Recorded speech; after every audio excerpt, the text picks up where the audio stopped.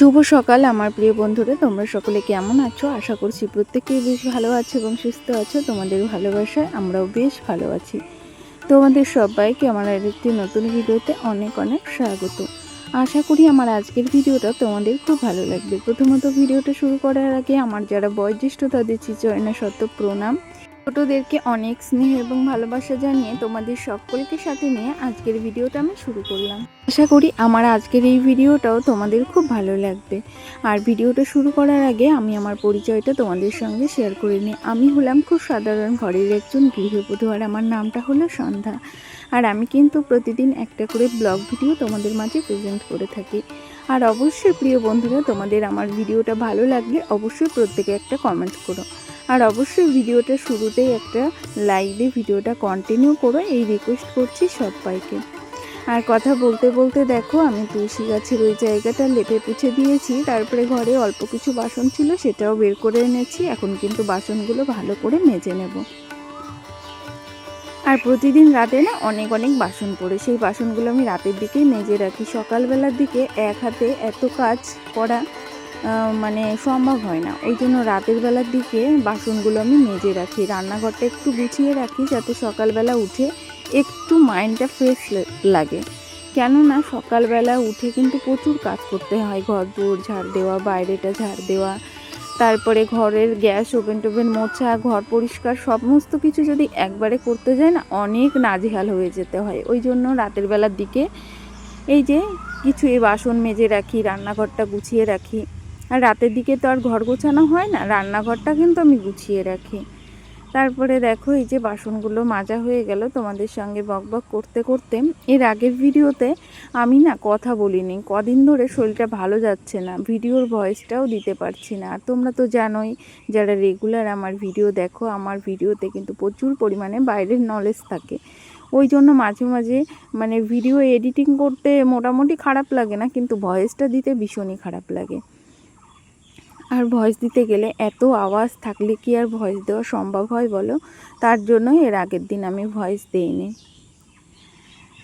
আর এই দেখো এখন চলে এসেছি ঘরে, আর এখন আমি ঘরটা মুছে নেব। তার আগে তোমাদের দাদাভাই বাজার থেকে একটা ডিম এনেছে, সেই ডিমের মানে ডিমগুলোই আমি এখন ধুয়ে নেব। আর তার জন্য যে জলও নিয়ে এসেছি। আর আমি কিন্তু এক ট্রে করে ডিম আনলে এভাবেই ধুয়ে তারপরেই ফ্রিজে রেখে দিই, না হলে ওই যে ডিমের গায়ে যেই নোংরাগুলো থাকে না, ওগুলো পরে রান্না করার সময় মানে ধুয়ে রান্না করতে গেলে আমার একটু কেমন যেন গা ঘিন ঘিন করে। ওই জন্য সমস্ত ডিমগুলো এখন সুন্দর করে ধুয়ে মুছে তারপরে ফ্রিজে রেখে দেব।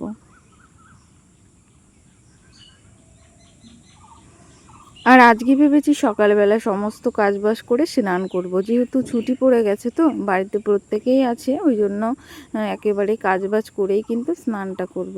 এখন দেখো এই যে ডিমগুলো ধোয়া হয়ে গেছে, এখন কিন্তু মুছে মুছে ডিমগুলো ফ্রিজে রেখে দেব। তোমরা কারা কারা এরকম ডিম এনে ধুয়ে তারপরে ফ্রিজে রাখো আমাকে একটু কমেন্ট করে বলো।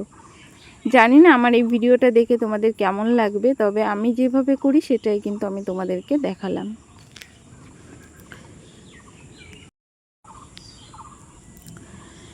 এর মধ্যে দেখো ডিমগুলো আমার গুছিয়ে রাখা হয়ে গেছে। তারপরে চলে যাব স্নান করতে। আর স্নান করে এসে আবার রান্না বান্না করতে হবে। আর আমরা তো জানোই সকালবেলা চাটা কিছুই খাই না, ওই জন্য কিন্তু সকাল সকাল রান্নাটা করে নিই। এর মধ্যে স্নান করে এসে ঘরের পুজোটা কমপ্লিট করেছি, সমস্ত কিছু করা হয়ে গেছে। এখন চলে এসেছি রান্নাঘরে। এর মধ্যে আমার একটা সবজি রান্না করাও হয়ে গেছে, সেটা অফ ক্যামেরায় করেছি। আর এখন কিন্তু আমি এই যে রসুন দিয়ে মরা মাছ রান্না করছি। তোমরা কে কে এভাবে মানে মরা মাছ রান্না করে খাও একটু কমেন্ট করে জানিও।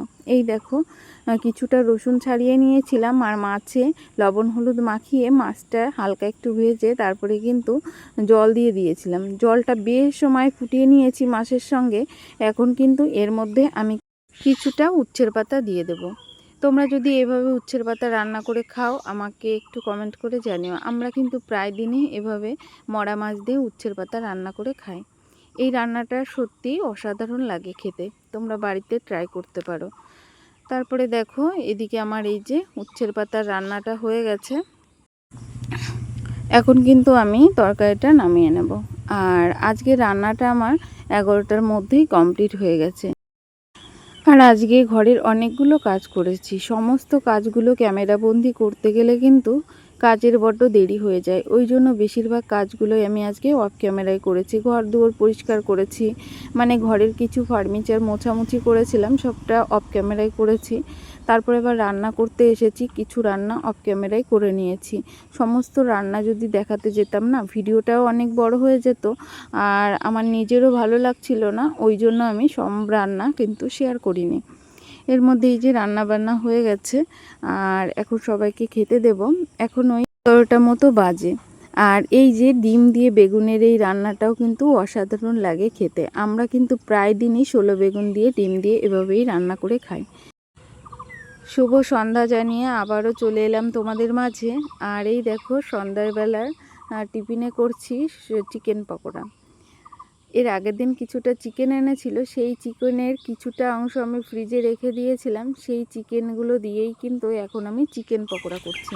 আর সত্যি কথা বলতে আমাদের কিন্তু সকালবেলা সেইভাবে সময় হয় না চাটা করে একটু আয়েশ করে খাবো, যেহেতু সকালবেলার টাইমে রান্নাবান্নার তোড়জোড় থাকে, তারপরে বাচ্চাদেরকে মানে ওঠানো, পড়াতে বসা, সব মিলিয়ে সকালবেলাটা খুব ব্যস্ততার সঙ্গেই কাটে।